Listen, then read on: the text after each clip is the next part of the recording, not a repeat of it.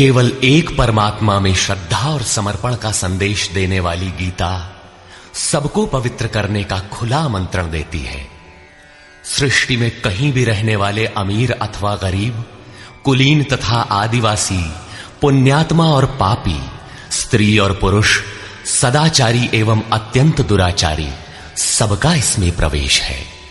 विशेषकर गीता पापियों के ही उद्धार का सुगम पथ बताती है। पुण्यात्मा तो भजते ही है। प्रस्तुत है उसी गीता की अद्वितीय व्याख्या, यथार्थ गीता का कैसेट प्रसारण।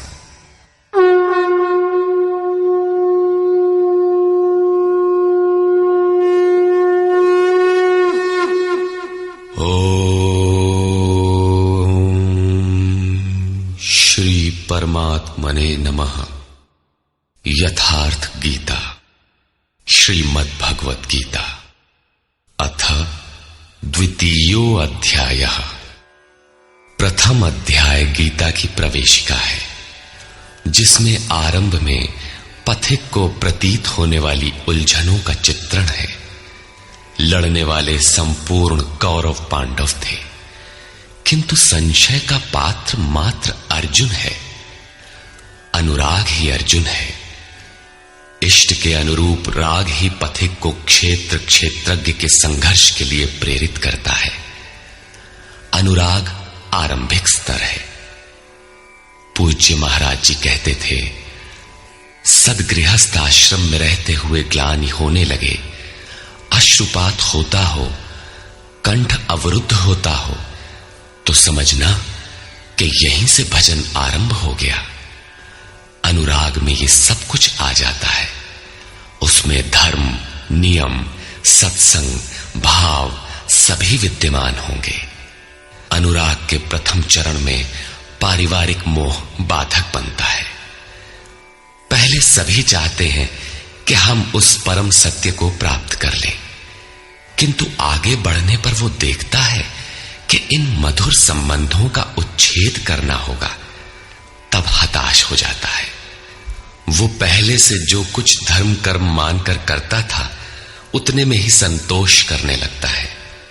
अपने मोह की पुष्टि के लिए वो प्रचलित रूढ़ियों का प्रमाण भी प्रस्तुत करता है, जैसा अर्जुन ने किया कि कुल धर्म सनातन है।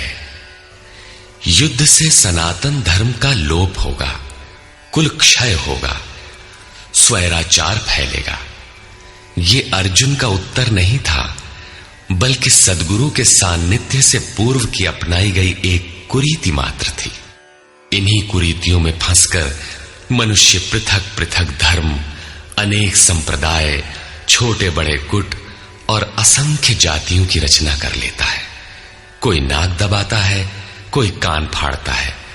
किसी के छूने से धर्म नष्ट होता है, तो कहीं रोटी पानी से धर्म नष्ट होता है। तो क्या अछूत या छूने वालों का दोष है?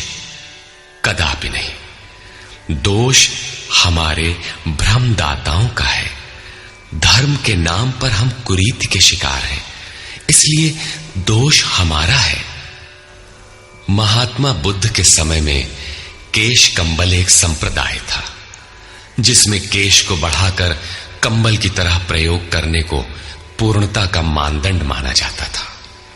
कोई गोव्रतिक गाय की भांति रहने वाला था, तो कोई कुक्कुरव्रतिक कुत्ते की तरह खाने पीने रहने वाला था। ब्रह्म विद्या का इनसे कोई संबंध नहीं है। संप्रदाय और कुरीतियां पहले भी थीं, आज भी हैं।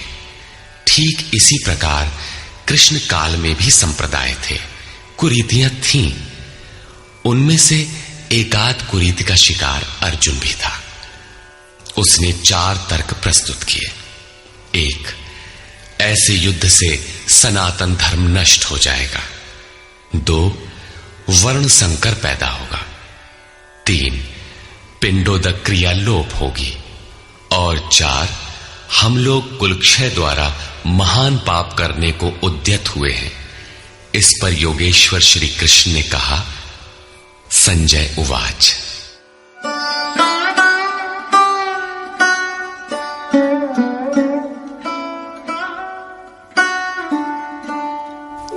तन्तथा कृपयाविष्टम् अश्रुपूर्णाकुलेक्षणम् विषीदन्तमिदं वाक्यम् उवाच मधुसूदनः। करुणा से व्याप्त अश्रुपूर्ण व्याकुल नेत्रों वाले उस अर्जुन के प्रति मधुसूदन, मद का विनाश करने वाले भगवान ने ये वचन कहा। श्री भगवान उवाच।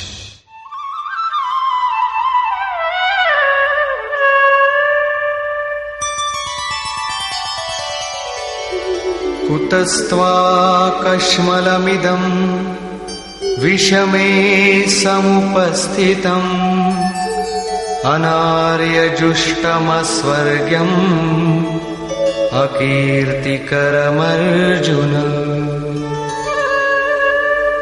अर्जुन, इस विषम स्थल में तुझे ये अज्ञान कहां से हो गया?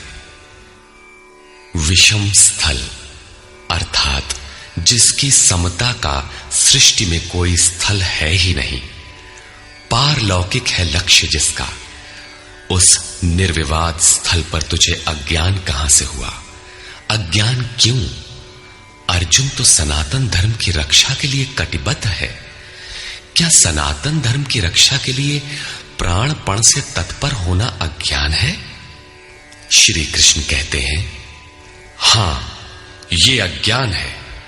न तो संभावित पुरुषों द्वारा इसका आचरण किया गया है, न स्वर्ग ही देने वाला है और न ये कीर्ति को ही करने वाला है। सन्मार्ग पर जो दृढ़ता पूर्वक आरूढ़ है उसे आर्य कहते हैं। परिवार के लिए मरना मिटना यदि अज्ञान न होता तो महापुरुष उस पर अवश्य चले होते। यदि कुल धर्म ही सत्य होता तो स्वर्ग और कल्याण की निःश्रेणी अवश्य बनता। ये कीर्तिदायक भी नहीं है। मीरा भजन करने लगी तो लोग कहें मीरा भई बावरी, सास कहे कुल नाशी रे। जिस परिवार, कुल और मर्यादा के लिए मीरा की सास बिलख रही थी, आज उस कुलवंती सास को कोई नहीं जानता। मीरा को विश्व जानता है। ठीक इसी प्रकार परिवार के लिए जो परेशान हैं, उनकी भी कीर्ति कब तक रहेगी? जिसमें कीर्ति नहीं, कल्याण नहीं, श्रेष्ठ पुरुषों ने भूल कर भी जिसका आचरण नहीं किया, तो सिद्ध है कि वो अज्ञान है। अतः